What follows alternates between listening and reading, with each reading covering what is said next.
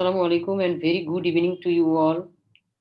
In our regular Zoom-based Oncology Club's Gyno-Oncology session, we in alternate Tuesday, we are presenting either journal presentation and or debate or the tumor board. Accordingly, today is our journal presentation.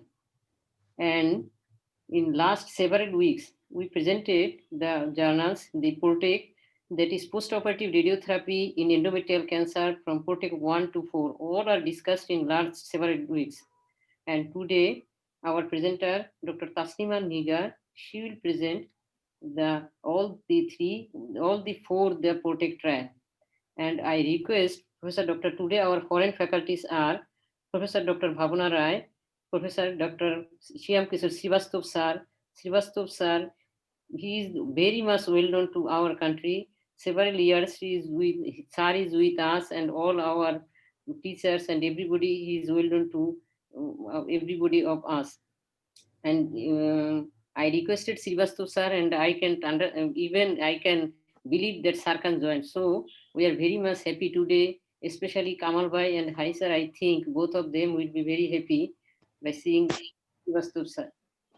Now I request Professor Hai sir to introduce Dr. Taslima Nigar and request her to present her presentation. Rahim. Very hearty welcome to all of you, particularly Bhavna Rai and Srivastava. Really friends of ours from India and our local faculties and the participants. Assalamu alaikum. I shall now request Dr. Taslima Nigar to present the paper. Over to Taslima. Am I audible? Yes, sir. Sir, before that, I want to tell something that we have some change to our today's session. That today we want to give some polling that we will give some answer, some questions in the screen, and all the participants are requested after presentation of Dr. Taslima Nigar. The questions will be given in the screen, and all the participants are requested to answer the questions. And at the end of this session, they are also requested to answer the questions. Nothing is mandatory whether it may be wrong or it may be right. Everybody are requested to answer. That is, all the participants are requested, and among them, whether right or wrong, there is a lottery, and the winner among them, only one will be the winner, and they will give the presentation to that winner. So everybody is requested to participate in polling, and the polling will persist only 2 minutes. So be careful and please answer. Like our in MB conference, we are in any training, we are used to do the pre-conference, the just a worksheet there before the workshop starting. We just fulfill a pre-conference or pre-workshop a questionnaire, and we after the end of the workshop we fulfill the post-workshop the questionnaire. So you are requested to answer whether it may be wrong or right, and nobody's name will be seen, so everybody can join in the participate in the poll. Thank you very much. So what I can understand that we are going to press some questionnaire first. Yes, All sir. the participants are requested to answer it. Yes, sir. For the completion of the lecture, we will again answer the same questions. Yes, sir. See that how much we are able to give them knowledge. That they will examine us. That is it. Our performance. Yes. This will prove us what our performance was good. That's nice vision. Okay. So place the question as not fast. Okay, thank you. Go on next. So should I start the polling, sir?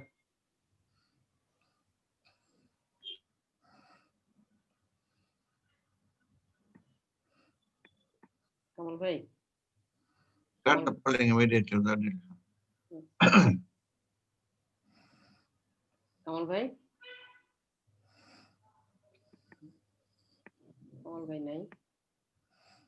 Kamal bhai. Okay, after presentation, I think after presentation you start the polling, yeah? Kamal Then a bhai, problem. Kamal bhai mute হয়ে আছে।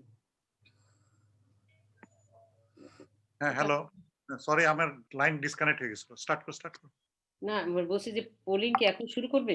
হ্যাঁ ফার্স্টে polling ওকে, ফার্স্টে ওকে, ইয়া, এই pole আবার হবে একবার ফার্স্টে হবে একবার লাস্টে হবে রেজাল্ট কিন্তু এখন বলবেন ও জানে ওকে।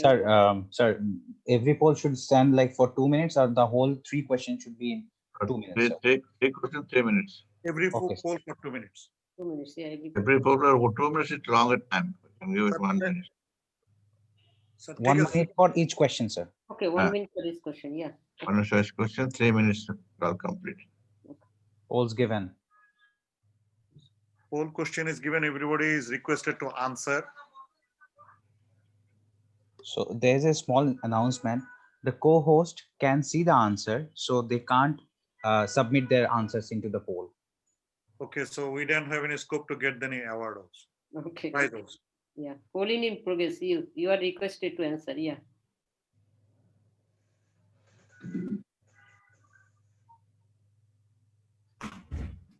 কি আসলো টাকা আসলে থামাবা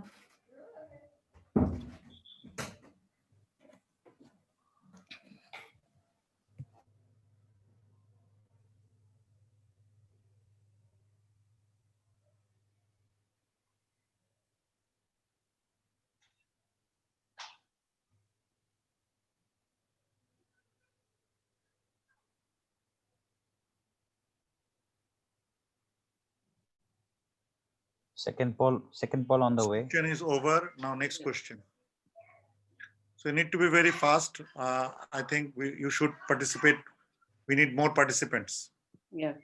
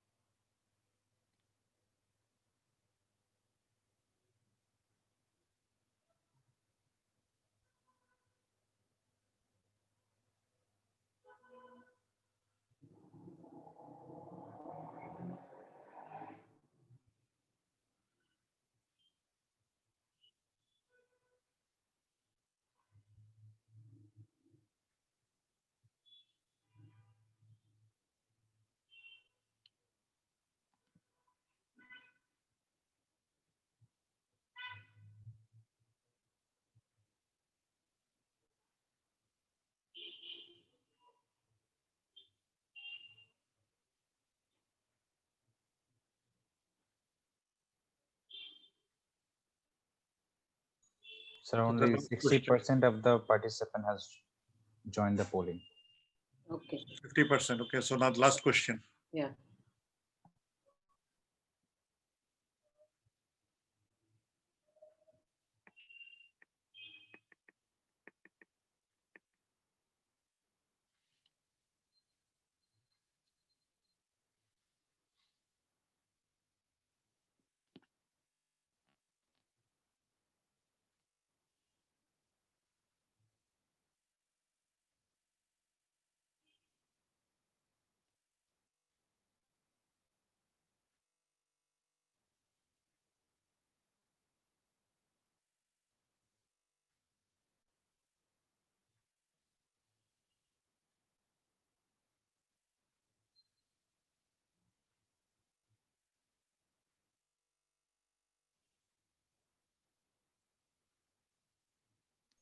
All 3 polls done, sir.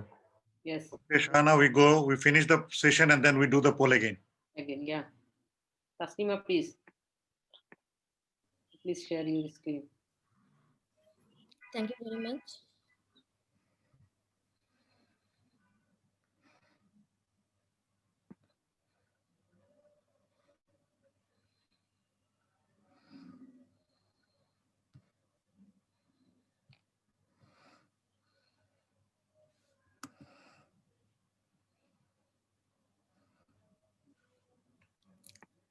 Polling এটা বারবার আমার ইতে শেয়ারে আসছে কেন এখানেও আসছে, ঠিক আছে, আপনি স্লাইড পোলটা বন্ধ করে দাও সামির ক্লোজ দ্য পোল মানে আমরা I already closed, sir. Okay. আমাদের কাছে রেজাল্ট আসতেছে। Am I audible? Yes, you are. Can you see my slides? Yes. Honorable Chairperson, respected faculties, senior and junior colleagues, Assalamu alaikum, and welcome all to today's journal club presentation. Me, Dr. Taslima Nigar, working as a junior consultant, Gynecological Oncology Department, National Institute of Cancer Research and Hospital. PORTEC means post-operative radiation therapy for endometrial carcinoma. The journey of the PORTEC trial started in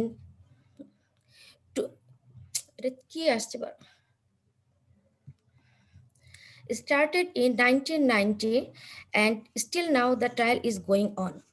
The results of PORTEC 1, PORTEC 2 and PORTEC 3 result এক minute আচ্ছা এটা কি আসছে বারবার কি pole আসছে? ইয়ে হ্যাঁ। বন্ধ করতে? There's No, nothing on the screen, sir. না ও যে আমাদের co-hostদের স্ক্রিনে আসতেছে, তুমি এটা দেখো, ওর co-host ইয়েতে আসতেছে। বারবার সামনে চলে আসছে হ্যাঁ The journey of the PORTEC trial started in 1990 and still now the journey is going on. The results of PORTEC আবার আসছে Samir, stop. Sir, I have stopped the sharing, sir. Board sharing, sir. I have stopped it. The results of PORTEC 1, PORTEC 2 and PORTEC 3 was published and the results of PORTEC 4 will be published in 2020. The PORTEC 1 mainly highlights এক minute এটা বারবার আসছে এটা উপরে লেখা Madam, Log out madam, করে log in করো। no, madam. I'm just making you normal participant, not a co-host. You will not see it again. হ্যাঁ কারণ সব এসে আমার লেখার সামনে চলে আসছে আমি দেখতে পাচ্ছি না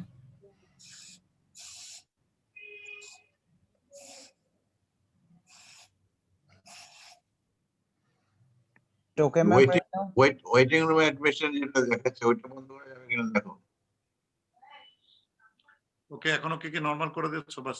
না তারপরেও আসছে ইউ আর স্ক্রিন শেয়ারিং লেখা তুমি ইয়ে করো, তুমি আমার মনে লগ আউট করে লগ ইন করো। আমি লগ আউট করে লগ ইন করবো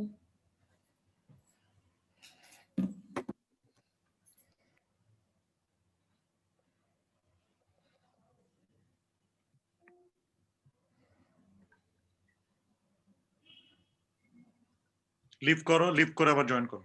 জি করছি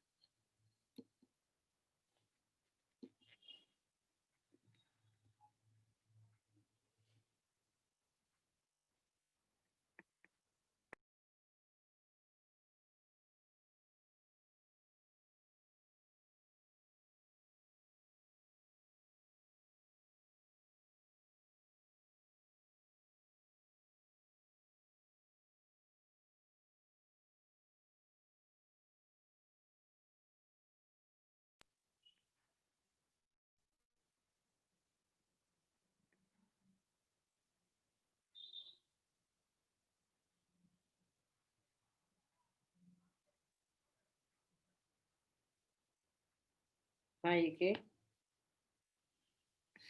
Good morning.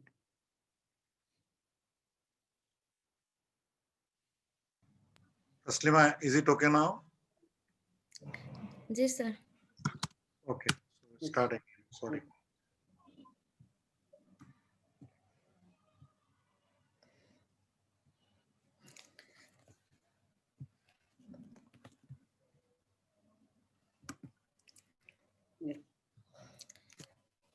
The PORTEC means post-operative radiation therapy for endometrial cancer. The journey of the PORTEC trial started in 1990 and still now is going on. The results of PORTEC 1, 2, 3 was published and the result of PORTEC 4 will be published in 2023. Surgery, E. এই যে উপরে লেখাটা বারবার আসছে কেন? আসতেছে তোমার? কি সমস্যা? কি যেন একটা সমস্যা হচ্ছে, উপরে লেখাগুলো বারবার আসছে কেন? আমরা কি শেয়ার করবো এদিক থেকে? সবার স্ক্রিনে আছে ওটা যে হুম, এই জিনিসটা কেন ওটা বন্ধ করো। এই যে উপর থেকে লেখাটা এসে আমার লেখাটাকে বন্ধ করে দিচ্ছে। আমরা শেয়ার করব? না কোথাও এটা আছে। সবার স্ক্রিনে আসতেছে ওটা, আমার স্ক্রিনে আসতেছে। চৌধুরী এন্টার ওই যে কথাটা এটা তো হ্যাঁ হ্যাঁ এই কথাটা। এটা ইয়ে স্যার এটা অটোমেটিক আসবে স্যার Surgery and সবসময় যারা জয়েন করবে। surgery and post-operative radiotherapy versus surgery alone in stage 1 endometrial cancer was highlighted in the POTEC 1. The duration of the study was 1990 to 1997, and the 715 was the sample size. Vaginal brachytherapy versus pelvic external beam radiotherapy in endometrial cancer of high intermediate risk was highlighted in the POTEC 2. The duration of study was 2002 to 2006, and 427 was the sample size. POTEC 3 highlights adjuvant chemoradiotherapy versus radiotherapy alone in high-risk endometrial cancer. The duration of study was 2006 to 2013, and sample size was 686. Molecular profile-based adjuvant treatment for high intermediate risk endometrial cancer was highlighted in the POTEC Pro, and the sample size was 500. Surgery and post-operative radiotherapy versus surgery alone for patients with stage 1 endometrial carcinoma. The study was published in the Lancet 2000, and the primary author was the C.L. Krusberg. Endometrial carcinoma is common in Western countries. Around 75 to 80% of endometrial cancers are diagnosed at FIGO stage 1.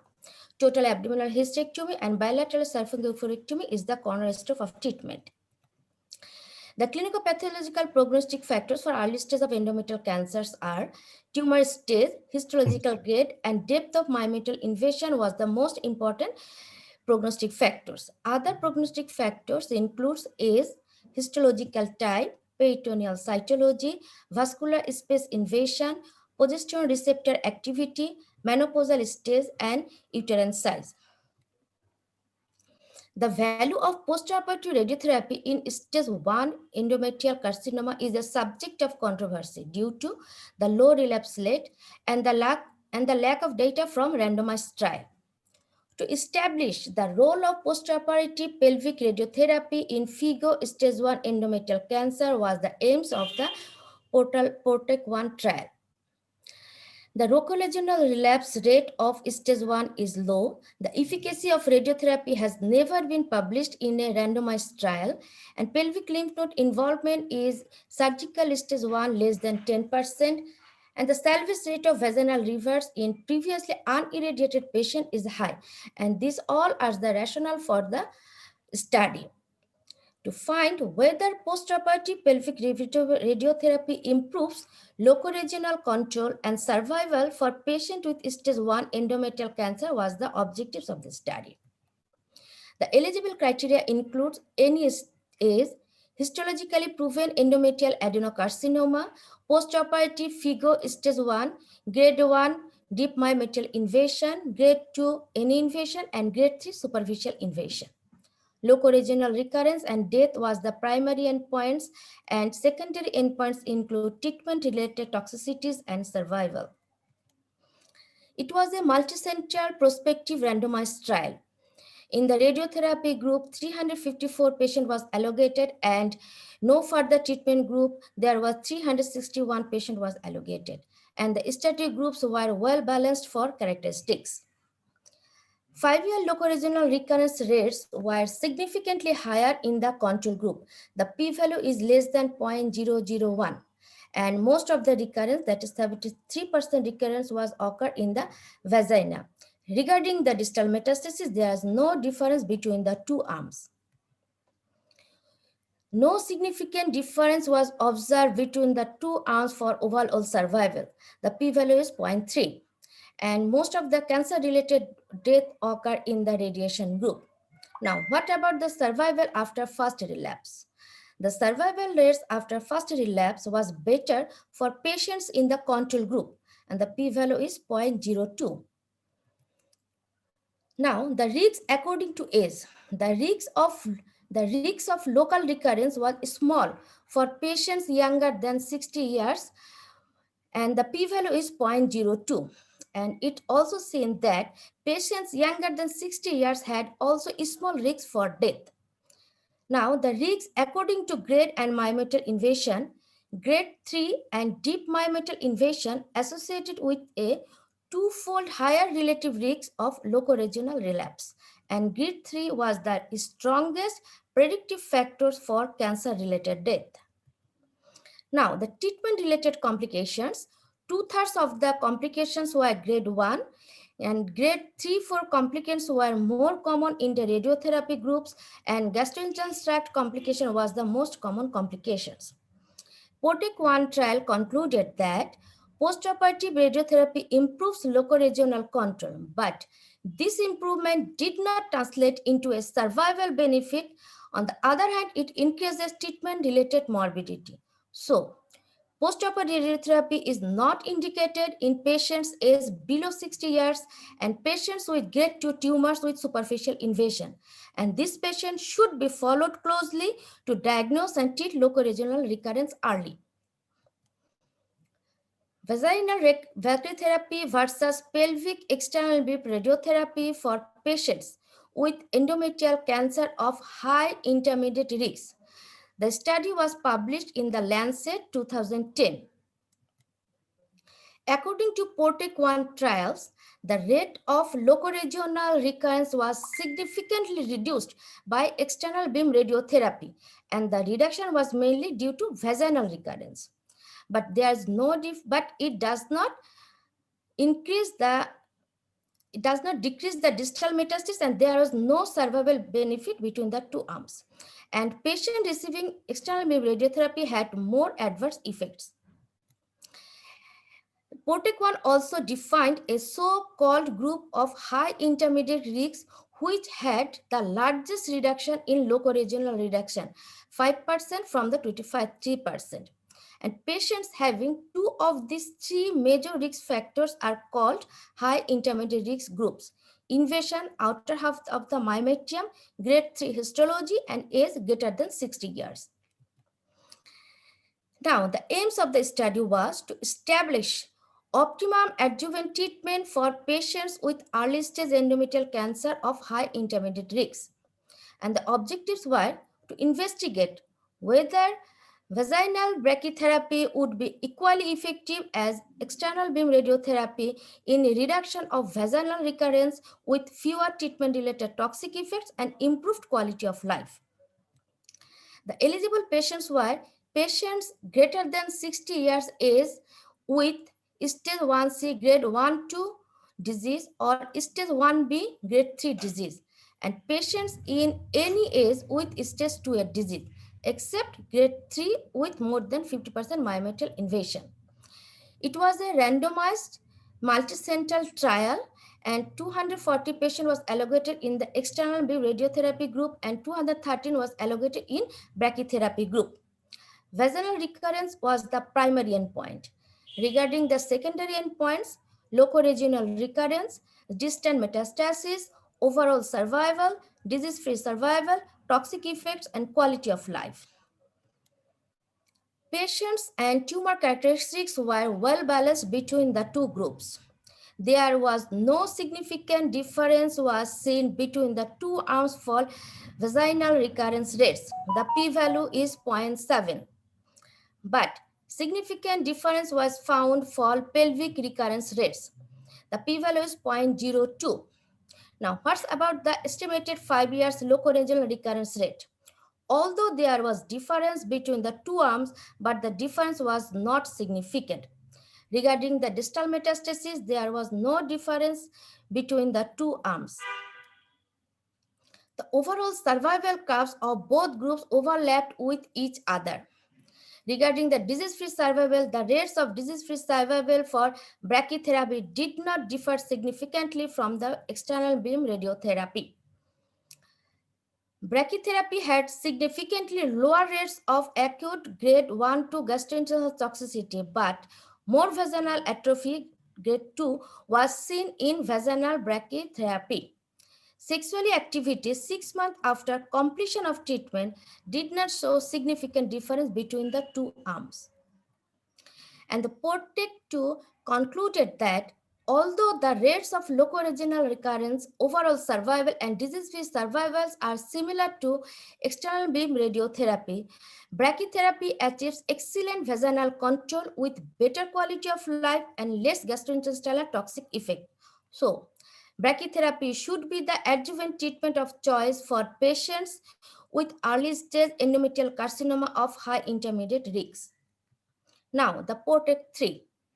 Adjuvant chemoradiotherapy versus radiotherapy alone for women with high-risk endometrial cancer. The study was published in the Lancet Onco 2018. High-risk endometrial cancer is a heterogeneous group, including various histologic types and stages of disease, and having an increased risk of distant metastasis and cancer-related death. About 15% of women with endometrial cancer are diagnosed with high-risk disease. For decades, standard adjuvant treatment for this patient has been the pelvic external beam radiotherapy. But when adjuvant chemotherapy was compared with external beam radiotherapy, the results showed chemotherapy delayed distant metastasis but increased incidence of pelvic relapse, and also failed to show an improvement in progression-free survival and overall survival. And that's why the combination of external beam radiotherapy with chemotherapy has been explored. Because chemoradiotherapy seemed more effective than either treatment alone, and because data from toxicity and quality of life were lacking, the PROTECT-3 trial was initiated. The objectives include to evaluate the benefit of chemoradiotherapy versus radiotherapy alone for women with high-risk endometrial cancer. The eligible patients were endometrioid type endometrial carcinoma with stage 1A grade 3 with documented lymph vascular space invasion, stage 1B grade 3, and stage 2, 3A, 3B, and 3C. In case of serous and clear cell histology endometrial cancer with stage 1A and stage 1B, 2, and 3. It was an open-label randomized phase 3 trial, and the patient was randomly allocated 1:1 proportion to chemoradiotherapy and radiotherapy alone. And radiotherapy group had 343 patients and 343 patients allocated into the chemoradiotherapy group. Patients in the chemotherapy group received 2 cycles of intravenous cisplatin in the first and 4th week of external beam pelvic radiotherapy, followed by 4th cycle of intravenous carboplatin and paclitaxel at 21-day intervals. Overall survival and failure-free survival was the primary endpoints. Vaginal pelvic distant recurrence, treatment-related toxicities, and health-related quality of life was the secondary endpoints. Patients' characteristics were well balanced between the two treatment groups. Chemoradiotherapy did not show significant survival benefit over radiotherapy. The p-value is 0.1, but chemoradiotherapy significantly improves failure-free survival. The p-value is 0.02. When stage 3 was analyzed separately, the results show in chemoradiotherapy group, there was no improvement in overall survival, but it had 11% absolute improvement of failure-free survival, and the p-value is 0.03, which means it is statistically significant.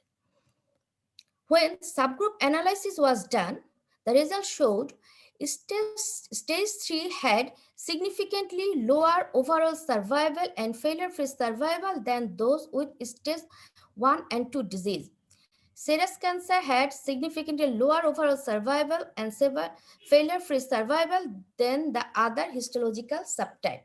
And women aged 70 years or older had the greatest benefit from the chemotherapy. Now, what's about the 5 years estimated of pelvic recurrence? chemoradiotherapy significantly reduced the 5 years estimated of pelvic recurrence, and the p-value is 0.02.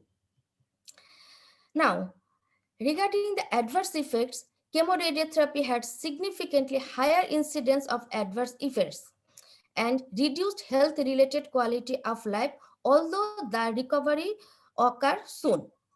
From 12 months onwards, there was no difference in grade 3 and 4 adverse effects. Regarding the cost benefit, the toxicity and treatment duration should be weighed against the benefit and should be seen differently from the patient's or physician perspective. The PROTECT 3 trial concluded that this chemoradiotherapy schedule cannot be recommended as a new standard for stage 1 and 2 endometrial cancer. In view of the higher risks of recurrence among stage 3, this chemoradiotherapy schedule should be considered to maximize failure-free survival in stage 3. And PROTECT 3 was a trial with strong international collaboration and therefore highly representative of current practice worldwide. International randomized trial of molecular profile-based adjuvant treatment for women with high intermediate risk endometrial cancer. The study was published in the International Journal of Gynecological Cancer 2020. The PROTECT 2 concluded that vaginal brachytherapy should be the adjuvant treatment for high intermediate risk endometrial cancer because it has similar efficacy compared to external beam radiotherapy with lower toxicities and better health-related quality of life. However, adjuvant brachytherapy of all patients with high intermediate risk groups can still be considered over-treatment as there are effective salvage treatments for vaginal relapse, especially in patients who are not previously irradiated. A long-term analysis of the PROTECT 2 trial showed that a small subgroup of patients with high risk factors might actually benefit from adjuvant pelvic radiotherapy to maximize pelvic control. And these risk factors are limb vascular space invasion, L1 cell adhesion molecule overexpression, p53 mutant expression. And all are associated with higher risks of both pelvic and distant relapse. The Cancer Genome Atlas had led to important novel insights in the genomic landscape of endometrial cancer. And based on mutational burden and copy number alteration, endometrial cancer is defined into 4 molecular subgroups. The ultra-mutated pole mutation having excellent prognosis, hypermutated subgroups with microsatellite stability having intermediate prognosis, copy number low group having intermediate prognosis, and copy number high group with p53 mutations having unfavorable prognosis. For these subgroups, several independent groups and validated surrogates marker have developed. Integration of the molecular subgroups with L1CAM overexpression, substantial limb vascular space invasion, CTNB1 exon mutation define a molecular integrated risk model.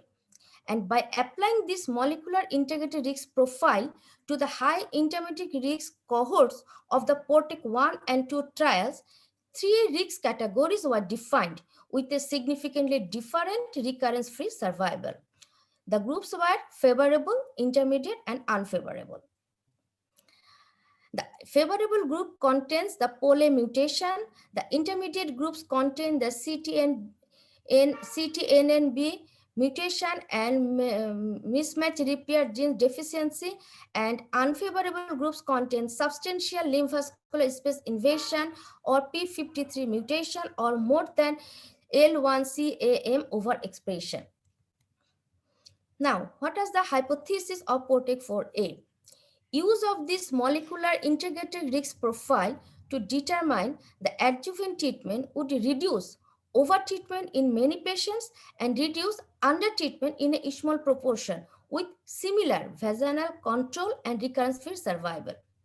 And the objectives were to compare the rates of vaginal recurrence after surgery with molecular integrated risk profile based. And the inclusion criteria were endometrial cancer with high intermediate risk features like stage 1A with invasion, grade 3 any age with or without lymphovascular space invasion, stage 1B grade 1, 2 and age more than 60 years, stage 1B grade 1 or 2 with documented lymphovascular space invasion, stage 1B grade 3 without lymphovascular space invasion, and microscopic stage 2 with grade 1. The stage 1 endometrial cancer was randomized 2:1 proportion into standard arm and experimental arm. The standard arm was given vaginal brachytherapy and experimental arm again further divided into 3 groups depending on molecular integrated risk profile. Favorable group who was under observation, vaginal brachytherapy was given intermediate group and external beam radiotherapy given to the unfavorable group. Vaginal recurrence was the primary endpoint. The secondary endpoints include 5-year recurrence-free and overall survival, vaginal control, pelvic and distant recurrence, adverse events, patients' reported symptoms and health-related quality of life, endometrial cancer-related healthcare cost. And the POTEC 4A concluded that if local control rates in experimental arms are not significantly worsened than standard arm, then patient will have the benefit of less overtreatment with an expected substantial reduction in morbidity and a better quality of life. And it will be accepted and implemented if cost utility analysis show similar or even reduced healthcare cost than standard arm. And thank you very much. Thank you very much. Thank you, Dr. Taslima, for your nice and elaborating and presentation.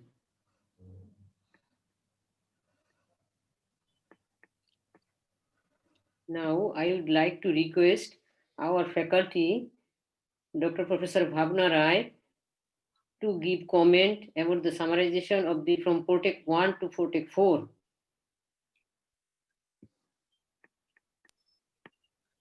Good evening, everyone. And I would like to congratulate the presenters for an excellent overview of all the POTEC trials.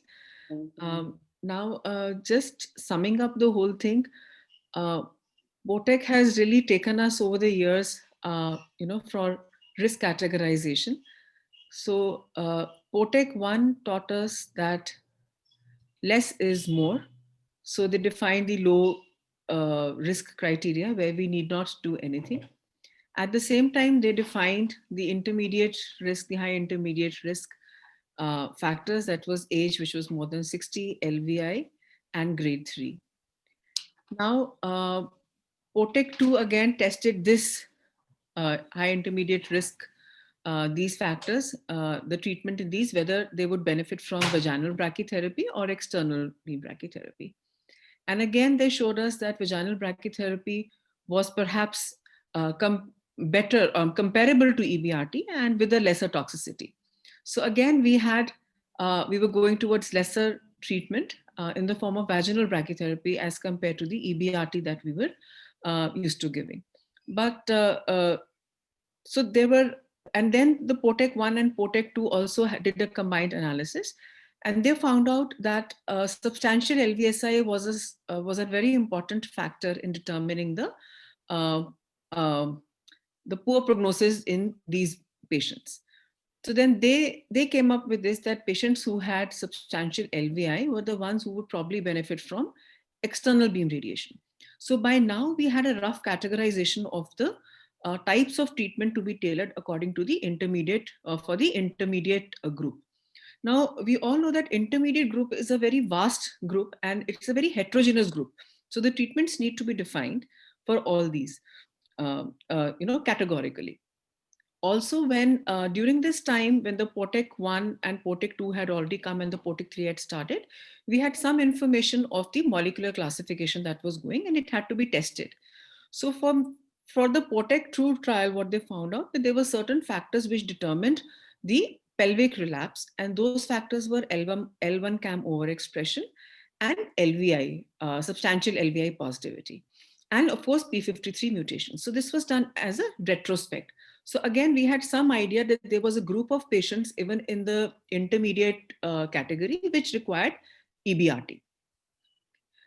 Then we had the POTEC 3 trial. Now this trial basically tested which patients, I mean the high risk category, whether addition of chemotherapy to radiation would benefit or not. And what they found out was that chemo RT with adjuvant chemotherapy definitely added on to a benefit. And there was an updated analysis which showed that there was actually a survival benefit of about 5%. And when they looked into it, the subgroup analysis, it showed that stage 1 and stage 2 high-risk tumors are not the ones perhaps which would really benefit for addition of chemotherapy, because that would add on to the toxicity. So it was mainly the stage 3 and the stage 4 tumors which would benefit from addition of chemotherapy. Now, POTEC 4 again was a trial which started testing this wide intermediate risk, high intermediate risk group, into which were the patients who would actually require only follow-up, which would require vaginal brachytherapy, and which would require EBRT. So this they are doing based on the molecular profiling. Now, during this time when everything has been going on, we now have a very beautiful article which was published in JCO, which has categorized, tested the patients, molecular testing has been done in patients of POTEC 3. So they have very nicely shown us that how molecular classification is now fitting into the risk categorization, and how we can individualize, tailor the treatment depending on the molecular classification in these patients. So what has come up after all these trials is that we have definite risk groups. Even in the high intermediate risk group, we now perhaps know which are the patients which will only be for follow-up, which will be for vaginal brachytherapy, which patients will require EBRT, and of course, which patients will go to the high risk category now from the high intermediate risk, who may benefit from further adjuvant chemotherapy. So we now roughly have 4 groups. We know the poly mutation. So they say poly mutation testing, and also there have been latest guidelines. If everybody's gone through it, there are latest ESCO guidelines now. So now they are telling us that the poly mutations in higher stage cancers could be tested for deciding which are the patients who can have a good prognosis and could possibly be on follow-up.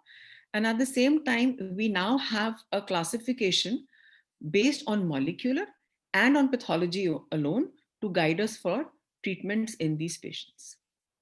I would invite any other comments or suggestions or questions. Shahana. Yes. Professor Srivastava. Sir left for another meeting, one a bit later. Yeah. Yeah, he will come. Yeah. Kamal Bhai, do you like to comment? Yeah. No, I want to listen. I'm not here to comment. I'm here to learn. So why not AK make some comments? AK, are you here? Yeah, I saw Dr. AK here also. Yes. Yeah, and now I request Professor Dr. AK Goodman to comment about as you did, probably you didn't hear the presentation of Taslima Nigar, the whole presentation.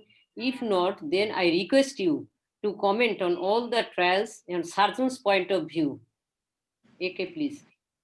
Yeah, I actually heard the whole thing. It was a fantastic talk and beautifully organized. I agree with it, and also agree with the wonderful comments by Dr. Bhavana Rai. Very, very nice. I mean, what I would say from a practical point of view, and your survey, I couldn't figure out how to answer your survey, so I apologize. I couldn't answer it. I think your survey addresses really, as a clinician taking care of women with early stage endometrial cancer. The majority of the women will be fine with just a hysterectomy. We've now, I think, developed a huge body of information about risk factors. And so we're really talking about this high intermediate risk group. And in general, for the high intermediate risk group in a stage 1 or a stage 2, that's the setting to use vaginal brachytherapy. The PORTEC 4 will answer this question about a subset. So it's very exciting because really it's a very creative way of uniquely, uniquely so far, hopefully it won't be unique in the future, using molecular diagnostics to make therapeutic decisions. I think in gynecologic oncology, this is really very much the first time in endometrial cancer that we're doing that. The other settings where we use molecular diagnostics is in ovarian cancer with the BRCA gene. And finally, the other setting where we use molecular diagnostics is in recurrent endometrial cancer, where there is a mismatch repair defect. That's one subset that can use immunotherapy after chemotherapy. So that's other stuff, but here is a primary treatment. So it's very exciting to see how this goes, but a beautiful presentation. I'm so glad that I was able to hear the whole thing. Thank you so much. Okay, thank you. Then I want to give your suggestion and what will be your message for our gynecologist, for gyne-oncologist and gynecologist colleague in surgeon's point of view. As you know, the molecular testing is not still available. Only 1 or 2 others is not available in our country, and sometimes vaginal brachytherapy machines, sometimes they're out of order. So what will be your message for our general gynecologist and all the gyne-oncologist, everybody from surgeon's point of view, please? Well, I've had an ongoing message, and I said it last week as well, which is the importance of gynecologic oncologists in being experts at pathology, okay? And having a very close relationship with your pathology colleagues, and that you need to start there. And include your pathology colleagues in your conversations about clinical care, not just look at their report, but also that you yourself should have some expertise in reading slides and being aware of it. And I do think that all this other stuff is fancy stuff, right? But if we just start with the basics of pathologic expertise, I think you will, with your patients, probably change some of the practice that you do. I mean, again, I don't, not to make any generalizations, but I think sometimes there is a tendency to give extra treatment because you're uncertain about your pathology, right? Sometimes a patient comes to you, you don't have their pathology, you're not sure, and therefore you add other treatment because you're not sure. So here's an opportunity to, as a unified profession, which you are developing, it's very exciting to watch this phenomenon. What I'm seeing at the Oncology Club is that you have the opportunity to really become such experts at this pathology. The issue of molecular, that will come when there are the resources for that. But get the pathology straight first. And that includes grade, depth of invasion, lymphovascular space invasion. Last week, I think, Shahana, it was you who made asked the question about, was the whole specimen sent to pathology or only a small piece, right? This is very, very important. I realize I'm going a little bit off topic from PORTEC, but if you think about it, PORTEC only exists because everyone studied on PORTEC had the whole uterus evaluated and sectioned into multiple pieces to get your diagnosis. It was not one little, section. So that's my message. It's very, very basic. Get back to the basics of becoming a pathology expert. Thank you. Also for endometrial cancer, we must have to preoperative evaluation. We must have to evaluate our patients properly, preoperatively, even of the imaging and everything, and proper surgery. And after surgery, sometimes we bisect the uterus and send the specimen to the pathologist. So we don't do that. We don't bisect the specimen, anything. We never do bisect it, and whole specimen we should send the pathologist and write the everything, and especially in endometrial cancer. That Dr. A.K. Goodman, what she told that if sometimes if the pathologists are not accustomed to this type of report, then we must write in our, at least in pathology request form, that please write on the myometrial invasion, the LBSI, and also grading and everything, and also the cervical involvement. Am I correct? Do you like to add anything? Okay. Very, very well put. I think very nicely said, Dr. AK, because these are the prerequisites that are required for us at least to, go with the basic treatment. So that is definitely required. Another thing that I would like to add is here is that there's a question which says that, okay, from Dr. Janatul, Yeah. can you please comment on the adjuvant therapy in type 2 endometrial cancers?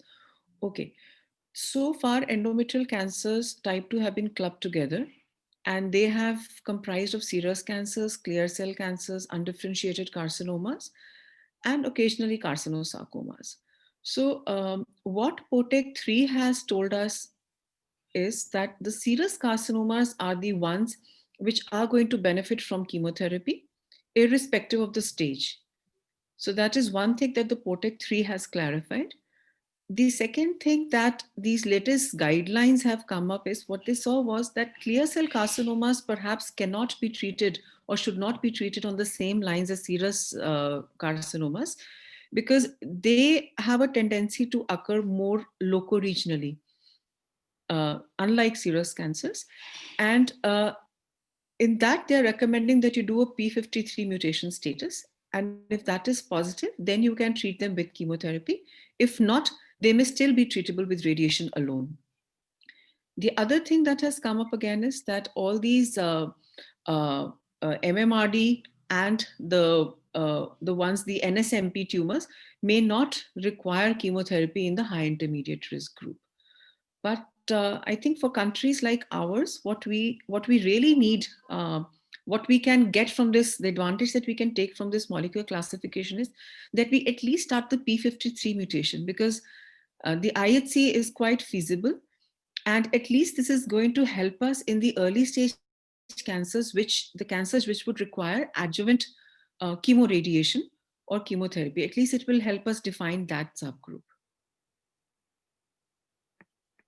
Okay, thank you, ma'am. Thank you very much for your good comment. Dr. Jannatul raised hand.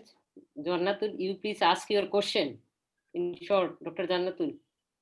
Samir, please unmute Dr. Jannatul and let her to ask her question. Okay, thank you so much. Salam, good evening and good morning to AK. And I should say today I am benefited to listen to the sum up of the all POTEC trial. Actually, I want to convey some message to the gyno-oncology student regarding the molecular testing, because everybody is concerned that how the molecular testing is possible in our country. Is it feasible? So everybody know that there are 4 categories. The pole mutation can be determined by genetic sequencing, that is expensive. But the MSI hypermutated, that is Lynch associated, we can do it by immunohistochemistry in Bangladesh. And for the copy number, 3rd category, that is copy number low, we can do ERPR easily in Bangladesh. And for the copy number high, we can do P53 immunohistochemistry. Actually, so these are called surrogate marker. And among these 4 category, we can do 3 easily in our country. And I think for pole mutation, that is which required genetic sequencing, we can talk to our laboratory like DNA Solution or other, I can remember the name, or even BSMMU, BARDEM. So I think as these are upcoming, we can do and we can manage our patient using this. Okay, Thank Thank you. you, Dr. Jannatul. Our students that know that these you mentioned the three things they are done in our country, and I think the DNA solutions and other some Medilab they are doing, but sometimes they do and sometimes they refuse to do that. So we will request, and if we refer our we will talk to them directly, I think. And if we are used to do the molecular the genetic testing, I think they will do that. Thank you, Dr. Jannatul. Now Srivastava sir, Kamal bhai, Samir. Sir left to join another program. He will join later on. So Oh, I yes. have Kamal one bhai, comment and a question. Yes. So let us come back to the basic endometrial carcinoma. AK left, I understand. Bhavna, my question is, in your center, say a classical patient where we need really adjuvant treatment, which is, mostly it's a vaginal cup brachytherapy. After how many days of surgery you give brachytherapy? Okay. Dr. Kamal, it is very important for the vaginal cuff to heal prior to vaginal brachytherapy. So we usually we do a pelvic examination at about 5 to 6 weeks. If the vagina is healed, then we go ahead with vaginal brachytherapy. Roughly, if I would say, somewhere around 8 weeks is the time when the patients are being treated. So my question was very intentional because normally what we do, always we say 4 to 6 weeks after surgery when the wound is healed. But here, our wound is not the abdominal wound, it is the vaginal wound, which we don't see. I mean, normally we don't see unless we do a palpation or we do a speculum examination. I mean, we need to really ensure. Otherwise, in the name of vaginal brachytherapy, sometimes we may be doing some harm if the wound is not properly healed. And for my surgeon colleagues, if we radiation oncologists create a wound, believe me, you cannot heal it. It is so dangerous. And in this world, there is antidote against snake venom, but till now there is no antidote against radiation. So it is really dangerous. So we really should be cautious before giving it. So the message from here is that no story of 4 or 6 weeks. Take your time, let it be healed, then give the vaginal cup brachytherapy. So this was the first thing. And the next thing, Bhavna, is that what is your protocol? What is the dose and fractionation and interval that you follow? Okay. For vaginal brachytherapy, if it's given, as an adjuvant only as vaginal brachy, we were initially using 5 gray into 5. So that was given as a weekly fractionation. But off late, because of logistics and going in accordance with what the ABS also suggests, we've shifted to 7 into 3. So we give 7 gray in 3 fractions every alternate day. So that is, reducing the time, because now, as you would understand, there was a time, maybe about 10 years ago, we were not using as much vaginal brachytherapy in endometrial cancer. Now, most of the early stage patients are either going to be on follow-up or they're going to be for vaginal brachy. So that saves us the time also. So it's 7 gray in 3. 7 gray in 3, you are telling that alternative. So you are taking 3 weeks time, 1 week.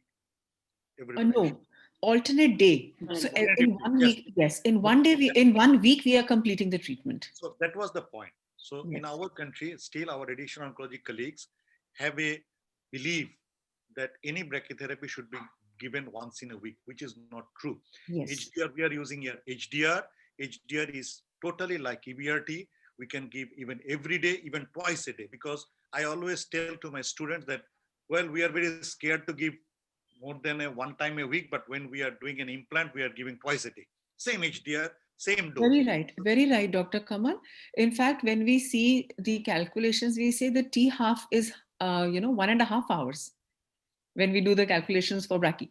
And in these COVID times, I would just like to add on that we have even, modified our protocols for cervical cancer brachytherapy. I have routinely been treating 2 fractions in 1 day for cervical cancer brachy as well. I see. Yes. So this is a great news, but at least, I mean, we should not be worried about by treating twice in a week. I mean, by vaginal cup brachytherapy, even ICRT. Definitely. Because in our country, majority of the patients are coming from outside Dhaka. So if we can finish the treatment faster, so we can let the patient go home and leave Dhaka. And overall treatment time as low as it is, especially in cervical cancer I'm talking about. Here also, that duration is an issue. So the message here I want to put that dose should be, it was many dose, but now the standard is 7 to 3 when we are treating only as adjuvant, and it can be treated twice in a week very comfortably. Next question, Bhavna, how much you treat? What is the area? I mean, what is the length? Yes. So Dr. Kamal, we are treating only the upper third to upper half of the vagina, and we are not treating the entire vaginal length. And we are prescribing at 0.5 from the mucosa. Okay. So this is another, my radiation oncology colleagues, that we don't need to treat the whole vagina. Upper 1/3 is fair enough. Somebody can go up to 1/3. And I know one of my mentor, Dr.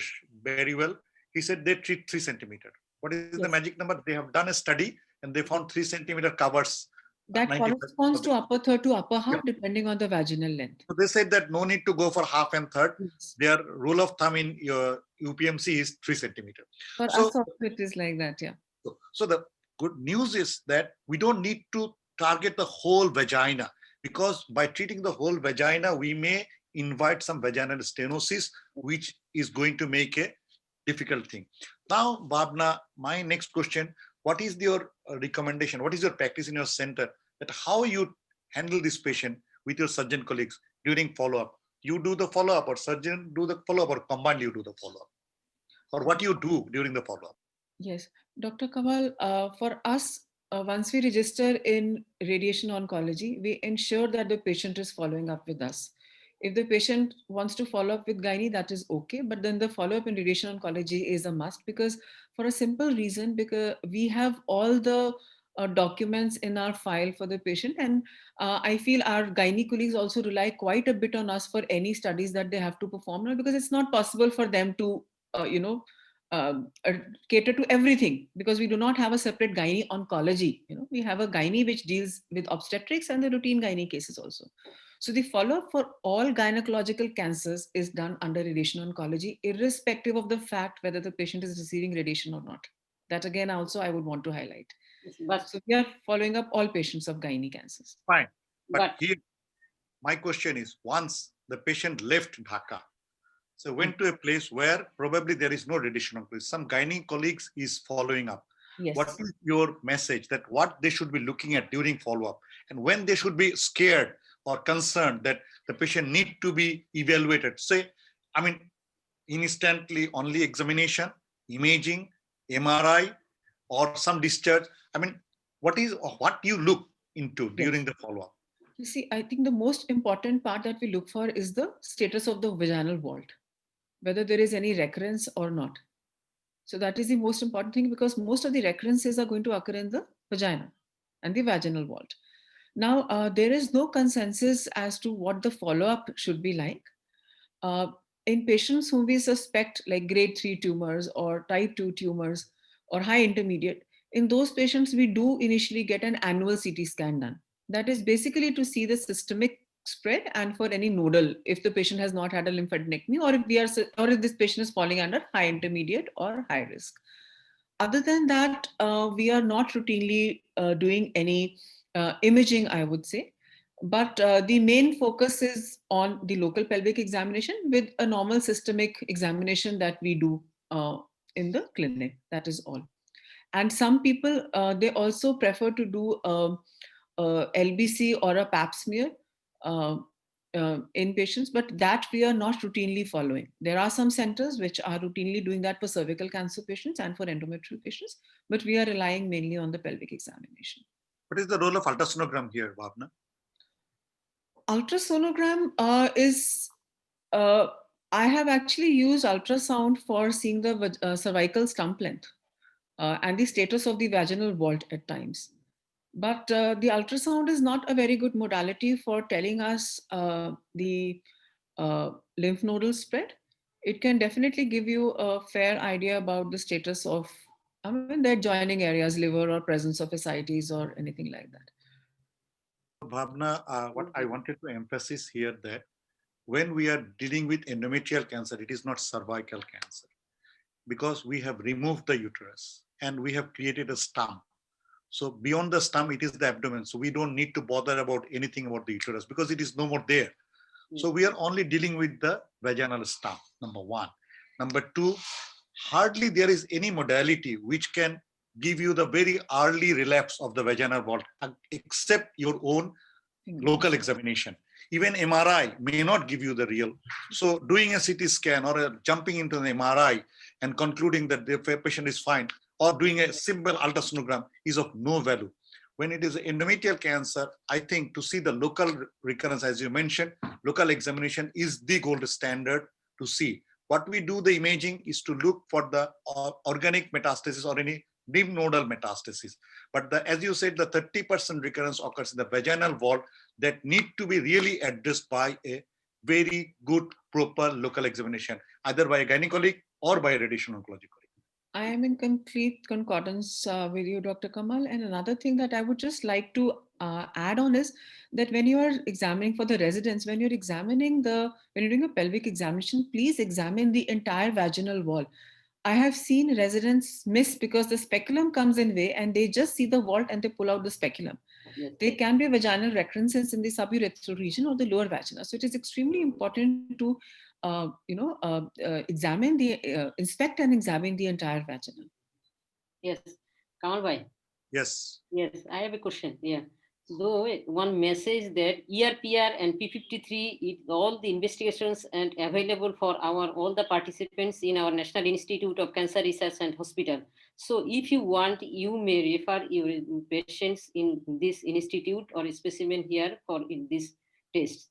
And another is that you told that what is your take-home message? That is after the completion of the surgery, after healing of the vault, we must refer the patients. That is, it may be either 4 weeks or it may be either 6 weeks to our radiation oncologist colleague. Am I correct? Yes. And not only that, time is not the issue, Shahana. It is not 4 or 6 weeks. It is when after healing.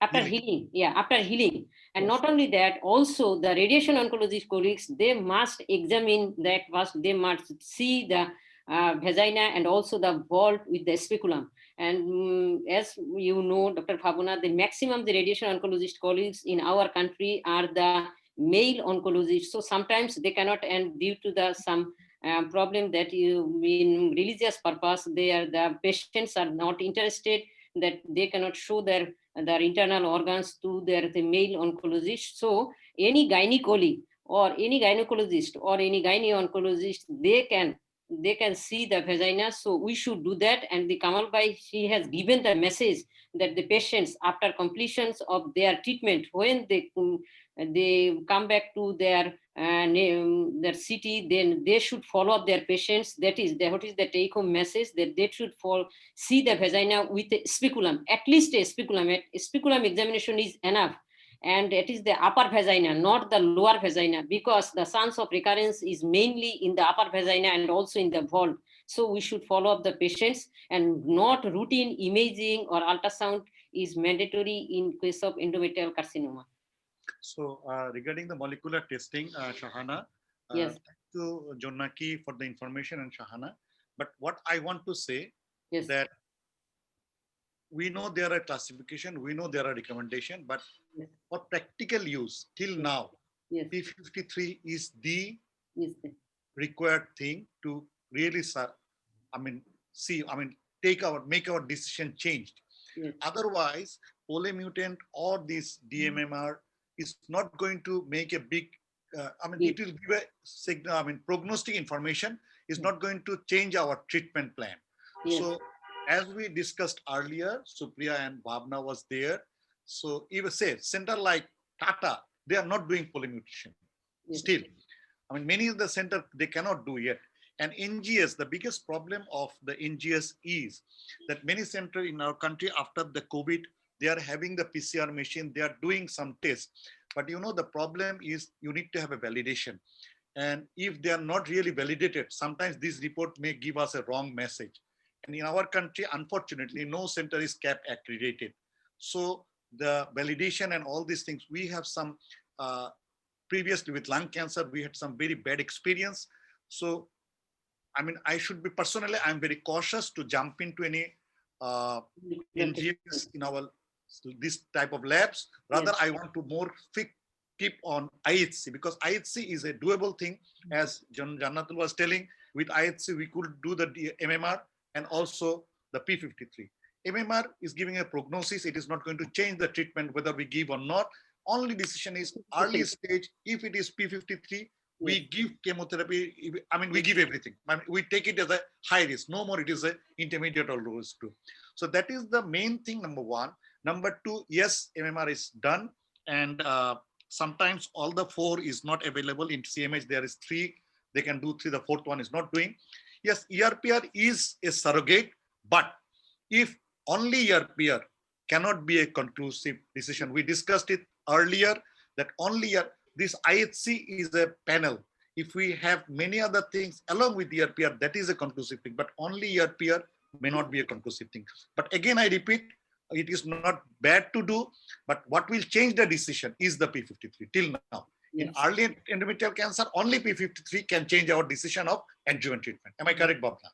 Absolutely correct, Dr. Kamal. And I think, the poll invitation that we are talking about, see, if we go by the results of the POTEC-3 on which it has the molecular classification has been tested, both the arms receive radiation. So is it too preliminary to say that patients with polymutations can be kept on follow-up?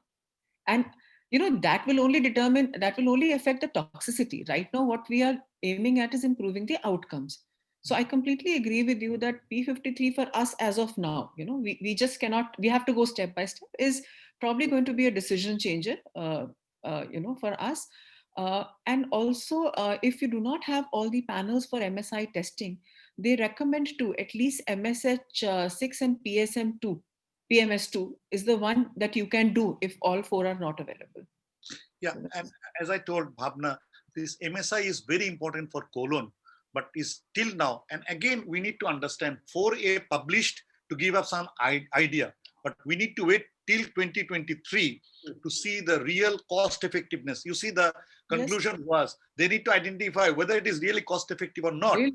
Then only they will recommend. So now we can stratify, but it is not going to make a big change.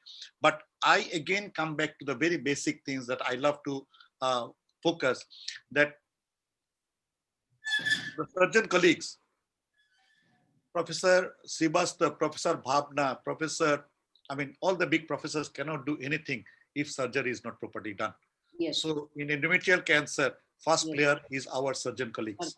Yes. So they need to do a proper surgery. I will say not the extensive surgery, proper surgery where what is required, that is important. Then only we can help by giving the adjuvant treatment. Because adjuvant, it is not that we have done a half-hearted job, you give some chemo and give some radiation and you will take care. Bhavna, any comment on this? I couldn't agree more. And we have to get our basics right to treat our 90% of patients. The 10% which are going to rely on molecular classification is perhaps on number 2. The primary thing is to get the basics right for us, whether it is our basic surgery, basic pathology reporting, and our basic practice of radiotherapy. So there is a question, Bhavna, where we are going to use chemoradiotherapy in endometrial cancer. What is your practice? Yes, chemoradiation, basically like the POTEC-3 has defined, in high-risk patients, we are going to be using chemoradiation. And you could use concurrent chemoradiation with adjuvant chemotherapy. You could combine radiation alone with adjuvant chemotherapy. You could do it as a sandwich technique. So these are the groups where we'll be using concurrent chemoradiation. So again, I jump in that for my oncology resident, we have a tendency of treating endometrial cancer by EBRT, which is not fair. Hardly there is any room for EBRT. I mean, very small percentage. If I'm not wrong, it is a very, very small percentage where we need EBRT. And I mean, the most minimum percentage where we will need both EBRT and brachytherapy in endometrial cancer.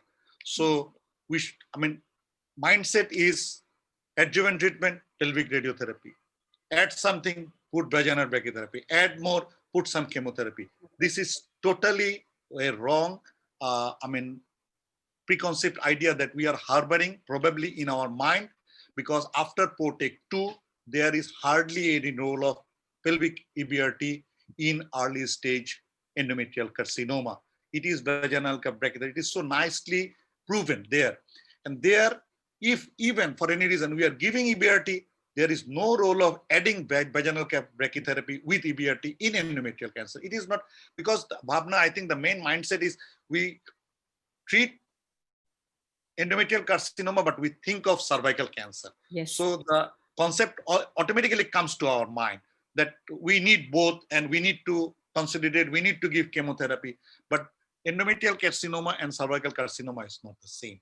So my colleagues, please consider vaginal brachytherapy. For any reason, if you think of EBRT, forget vaginal brachytherapy, except a very special situation where you need both. And chemotherapy, it's a very minimum. PROTECT 3 have shown where we should give, and very high risk group. And as she said, it can be sequential, it can be combination, it can be combination followed by adjuvant. Normally they recommend 4 cycle, but some of the center also go for 6 cycle if I am not wrong. Yes. Another thing, again, I would like to add on to this, that if we talk about early endometrial cancer, I think in the current day, the indications for EBRT are only 2. That is, if you have substantial LVI and lymphadenectomy has not been done. So in those cases, you could give pelvic EBRT. That is if LND is not done. Second is if it's a 1BG3, more than 50% myometrial invasion, grade 3. So these are the 2 indications in early stage endometrial cancer where EBRT, pelvic EBRT is perhaps indicated. Rest, everything is vaginal brachytherapy. So Bhavna, I add with you that these are the place, but there no addition of brachytherapy, only Yes. with. Yes. So that is the thing, because we are always having an idea that grade 3, Brachytherapy, more yeah. than 50% give brachytherapy, and so we are adding some toxicity without any benefit. Yes, only if it is stage 2 cervical cancer, and that too they are saying if there is deep stromal invasion in endometrial cancer in the cervix. There are also some centers which were advocating that if it's a superficial invasion, stage 2, you may still give only vaginal brachytherapy. But addition may be only if there is deep stromal involvement in stage 2 endometrial disease. So this again is a gray area. So again, like Dr. Kamal is saying, endorsing the same thing, that combined modality treatment is done only in a select few. It should not be the norm. So, Dr. Bhavna, what we may conclude from here, what we give the message to our general gynae colleagues that are there, as they are treating all the obstetric and gynae patients in their medical college or in their centers. So they can treat the patients. They can treat the patients by doing a better surgery, and before that by proper evaluation.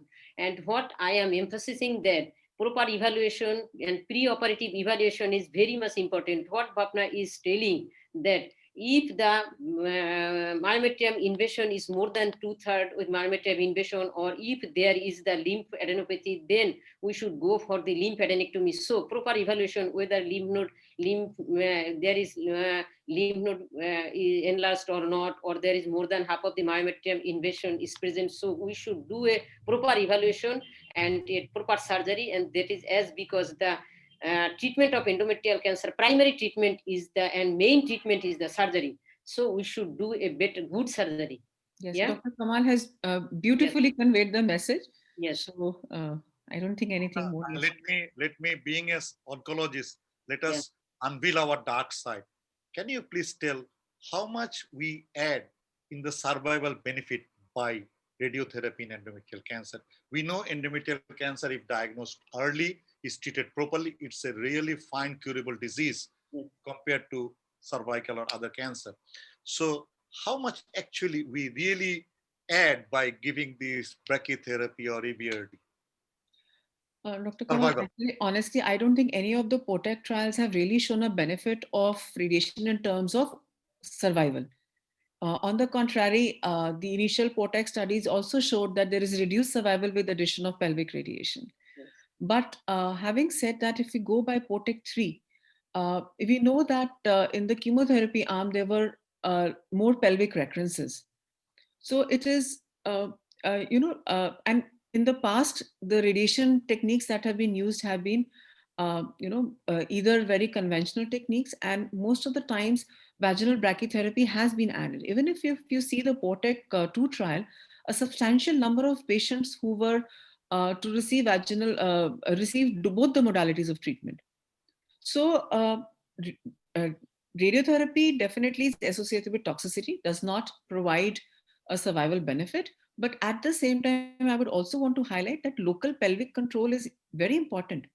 We cannot omit the role of radiation, whether it is vaginal brachytherapy or EBRT when indicated.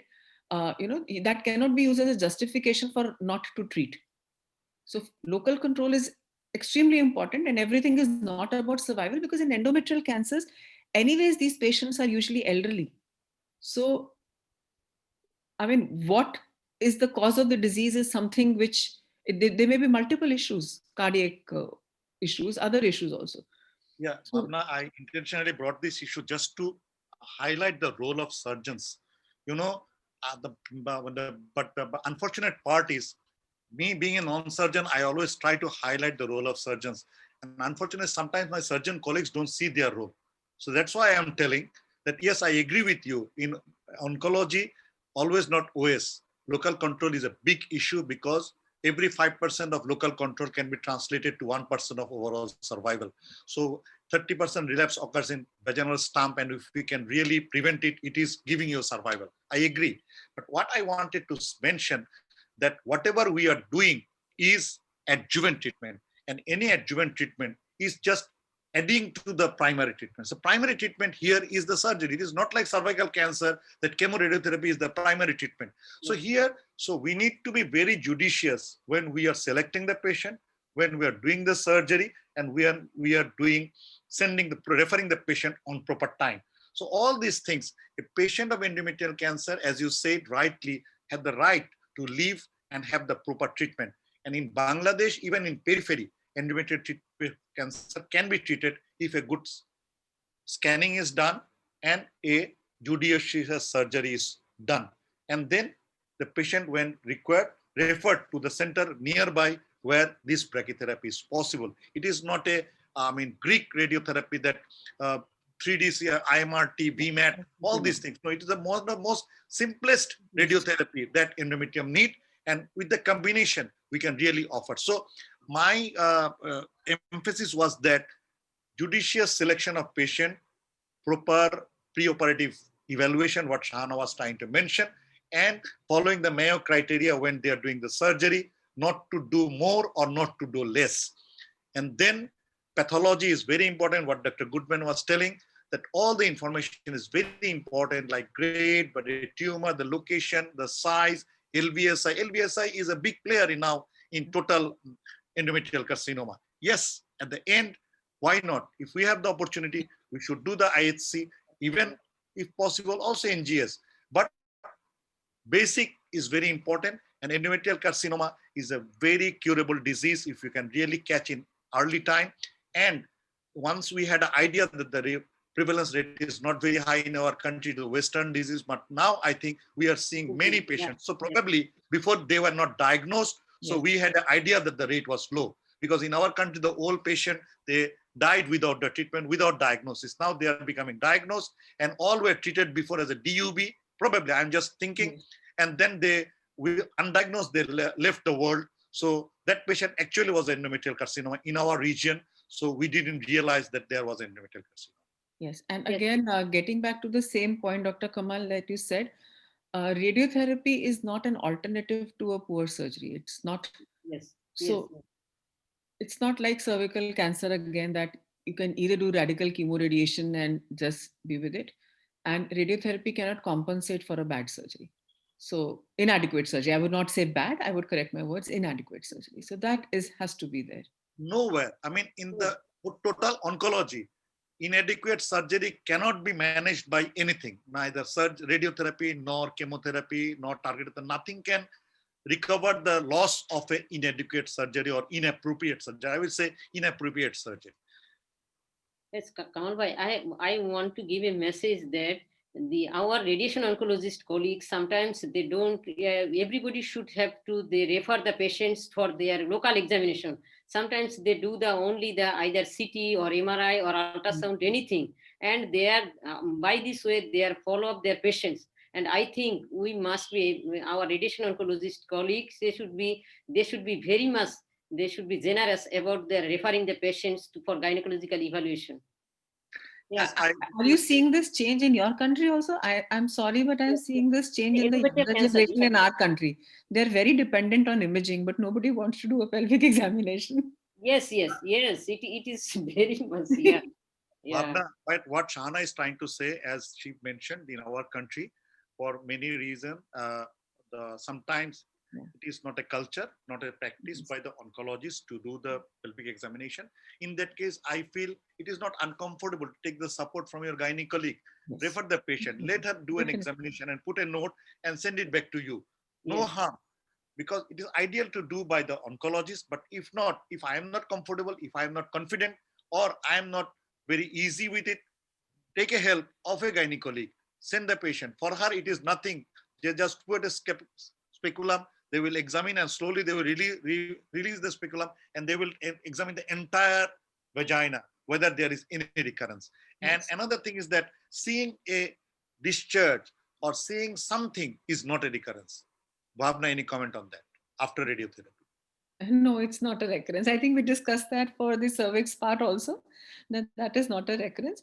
And, Dr. Shahana and Dr. Kamal, we also have patients who are apprehensive to having themselves examined by a male oncologist. It's just that we are, two of us, I mean, we usually have the support of female residents and senior residents if I'm not there. So we do get away with it. But it is completely justified, and it is completely acceptable that the pelvic examination may be done by anyone. And I think a gynecologist definitely, who can do a better PV than them? It's just that the radiation induced changes are the ones which we do, they may confuse, but otherwise, definitely pelvic examination has to be done, irrespective of the fact it is whether it is being done by a gynecologist or a radiation oncologist in endometrial cancer. It should be done. That is the take home message. Yes, and also we should be more rational about our investigation. That is routine imaging. It is routinely done. So we should be more rational. And our Kamal bhai? Yes. Yes. So there is a question from Asma Habiba to Bhavna. In case of pelvic recurrence, how should it be managed? Okay. If a patient first, if there's a pelvic recurrence, we do a complete investigative workup to see that is it a localized pelvic recurrence or there is disease elsewhere also. Now, for type 1 tumors, if the patient has not received any radiation, we go ahead with radiotherapy. And that can be in the form of interstitial brachytherapy, or it can be external radiation followed by interstitial brachytherapy, depending on whether the disease can be covered with interstitial alone or there is any involvement of lymph nodes. So that is how we decide. Now, if there is a recurrence in a type 2 tumor, or there is a locoregional recurrence maybe outside the pelvis, we even add chemotherapy. Or if it is a grade 3 tumor, we also add chemotherapy. We sandwich these patients with chemotherapy, and then we do an imaging, maybe a PET or a CT scan after 4 cycles of chemotherapy. And then we plan the patient for local radiation if the disease has responded and is confined to local radiation. If not, then we give palliative pelvic radiation to control the pelvic symptoms. So these are the different scenarios in which how we will treat the patient with a recurrence. Okay, there is a concern coming up about the pelvic recurrence, but I think in endometrial carcinoma, independent pelvic recurrence is very rare. It can be a nodal failure or an organ failure. As you mentioned, the source should be pelvic stump. So, and if it is a stump, we see in the image, and also we can see by the local examination. Yes. So there should be some communication. Independent, isolated pelvic recurrence in endometrial carcinoma, it's very rare, unless it's a nodal failure or if it is an organ failure.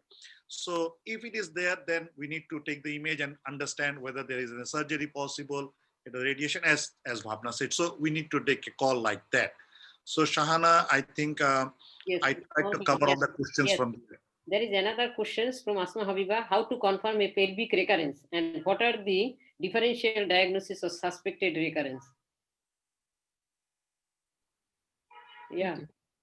Dr. Kamal, would you want to answer that? Yes, Bhavna, pelvic recurrence, yeah. we already discussed, but you can Yes. take it again, Bhavna. Again, yeah. Okay. So the question is how to Confirm a pelvic recurrence and what are the confirm- differential diagnosis of suspected recurrence? Okay.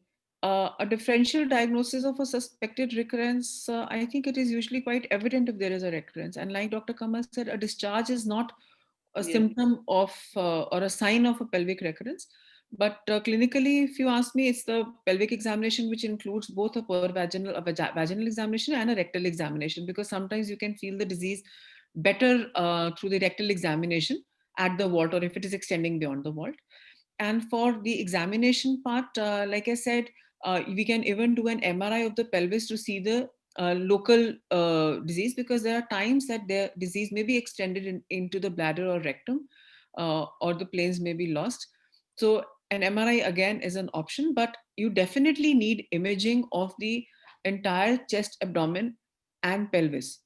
So again, we rationalize and optimize our investigations depending on patient's affordability. So a basic minimum that I would want to go in for is a CCT of the chest, abdomen, pelvis, and a pelvic examination.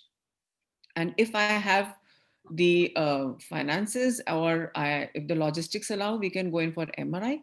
Occasionally, we can also go in for a PET CT. But again, what I want to say is that in an endometrium, there are higher chances of lung metastasis also, as compared, especially in high grade tumors, as compared to cervical cancer. So chest definitely should be imaged along. Okay. Dr. Bhavna, thank you very much. Kamal bhai? So you do the poll and finish Yes, it. yes. Now the participant, you were participating in poll in before the presentations. Now again, all the participants are requested to answer the questions. The questions will be given in screen. You please answer the question and submit it. And whether and somebody, I think when we put the questions, then all the participants were not present. Then now for the first day, we request you all to log in earlier so that everybody you can participate in poll, and at the end of the session we'll again give the poll and you will answer the questions, and whether it is right or wrong nobody will see except the host. So please you answer the questions and whether it may be right or wrong, and there will be lottery, and then one winner will be awarded. Yeah, now I request Mr. Samir. Samir, put the question. So the policy is lottery will be from the participants, not from the correct answer. Correct answers, yeah. So anybody can participate, and whoever will participate, there will be lottery among the participants, and the lucky guy will be selected. So no need to be, you need to be right. You need to participate to get the chance of getting the prize. That is very important.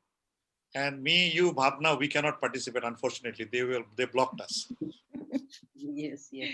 And It's the systematic procedure, sir. so this is a poll that we are doing the same question again. We want to see that whether there is a change of thought process after this discussion. So that will give us an idea that whether we can give our message, and also the participant will observe that they have changed their mind and they will know, only he or she knows that they have changed their mind. Nobody will know who have changed their mind. But globally, we will see that there is a shift of answer. And end of the day, just for fun, from all the participants, we will do a lottery by computer generated lottery, and one lucky winner will be given the prize. So The first question is closed, 45 voted. Go the second question. Second question, Samir, 1 minute for each question. Aisha said no more than 1 minute. Okay, here is the second question. So we know the question. You have answered this question last time. Now you see whether you give the same answer or you change it. another message is that everybody will have to answer before the the presentation and also the end of the session. That is beginning and end. To get the award, to get the prize, you need to be the participant in pre and post test. Only one time participation is not going to allow. So you need to be on time to catch the fast polling. Yeah. If you want to be a candidate for the lucky winner. Dr. Kamal and Dr. Shana, I think we should also be polling because endometrium is one disease. Whenever you read, and whenever you read or discuss, you learn something new. Yes, yes. No, but when we are polling, they will, I mean, then you will become a candidate for the lottery. And the question Yeah, asked, okay.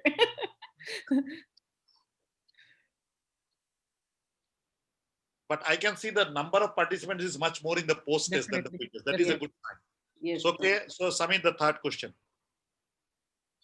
But it is a fun to see. You see, we decided in our another oncology session, we are doing the same thing and we got a good response there. So this is the last and third question. So should And I as share Bhavna the said, to the results? oncologist, endometrial cancer is an area where we always struggle. And every time I listen to somebody, I learn something new. You know, I have to read the guidelines at least 3 to 4 times before it starts penetrating my mind. So I'm missing Srivastav sir. He was Yes. supposed to join back, but I think he couldn't manage. He joined to another session, I know. But I remember you were the first person who talked on endometrial carcinoma. And I still remember the presentation that you made in Dhaka Club. And the LBSI story was given by you.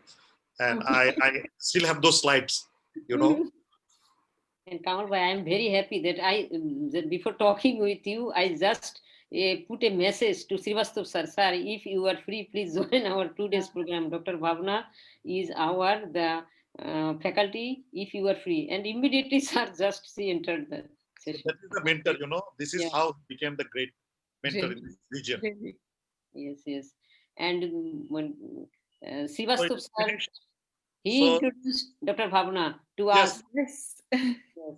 So Samir, let the result as fast as possible because we are already 10 minutes more because we wasted some time at the beginning. But So I have the results, sir. I have the results. You have the results, send it to me.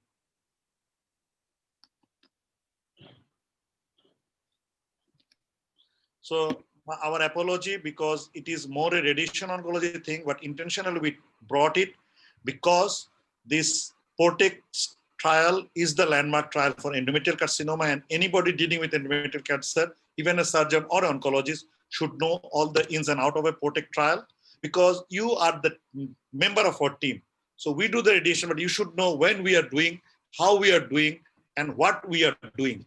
So that's why that was the real intention. We know the majority is the surgeons, but intentionally I suggested to bring all the PORTEC study so that you become a good team member.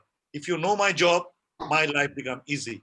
If you don't know my job, you don't know my strength and weakness. So I always tell that surgeons should know totally on radiation oncology except they start performing it. Because if they start performing it, we become useless, jobless. So they should know so they can be a good team member and they know the strength and weakness of our modality. And combinedly, we can help the patient. Yeah, we are completely dependent on surgeons. Yes.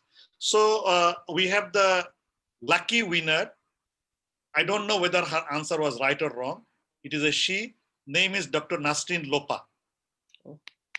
Yeah. Please unmute Dr. Nasrin Lopa. Do you know who? Can we please see who is Dr. Nasrin Lopa?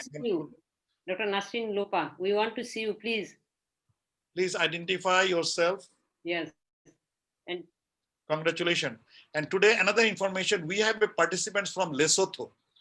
Lesotho, many of you may not know, it is a small country near South Africa. And this participant is not a Lesotho person. He is from Bangladesh. And his name is Dr. Mubashir. He is my medical school junior. And he was so happy to know that these things are happening. And thanks Mubashir Masoom for joining. And try to bring more your friends, gynae friends, to join. Every Tuesday we have this. Not only gynae friends, more the radiation oncologist friends. They don't have much oncologists in their country. They are not, but still. I'm happy to see all the colleagues here. Thanks for adding me in the session. I'm learning a lot from you. And I've already dispensed information about this Bangladesh Oncology Club in my team. Today I was talking about you guys there, and they're eagerly waiting for joining the next session. I'm also communicating with the British counterpart of us to join with your session. Happy to be with you. Thank you very much, sir. Thank you, Mubashir. So Yeah, I want to hear from Lopa, then Sir Lopa, can conclude. where is Lopa? Lopa, where is Lopa, please? I think she is disconnected, sir. Okay. So, Sir, can you please, I think, Shahana, we can conclude. Huh? Yes, thank you. Sir. Yeah, I would like to give thanks to Dr. Professor Bhavana Rai. We are very much grateful to you. Whenever I asked you and I invite you in, you never and seldomly you disagree with me. I am very much grateful to you, and I hope future you will be with us. And thank you. And I also like to thank our Srivastava sir is the mentor of all our radiation oncologists. I think the Dr. Kamal Bhai and our all the radiation oncologists in Bangladesh and also in India, they are very much they're known to Professor Srivastava sir. Now I like to give thanks to all the participants to participate in our sessions regularly. We think that you will participate in our next session. Next Tuesday, we have the tumor board. I request you to attend the tumor board, and you are the guys and who will treat your patients, not we. And you are from the peripheral medical college hospital or periphery, you treat your patient. So you please, everybody is requested to participate in tumor board and discuss and put your question in chat box and hear the answer from them. Now I request our President, Professor M.A. Haisar, to conclude the session. Sir, please. Thank you, Shahana. This evening we had a beautiful discussion. The presentation by Taslima was quite good and appreciated by everybody. The discussions were also good. But one thing I'm very much disappointed. Exactly, polling system that we have started, only around 50% participants took part. Less than 40% didn't. That proves that we are not efficient in our talk. We just cannot give our message efficiently. The participants are not liking our efforts. Hopefully in future we shall get 100% participation. Thank you all very much. And here I have to conclude the session. And goodbye everybody. Allah Hafiz. Thank you.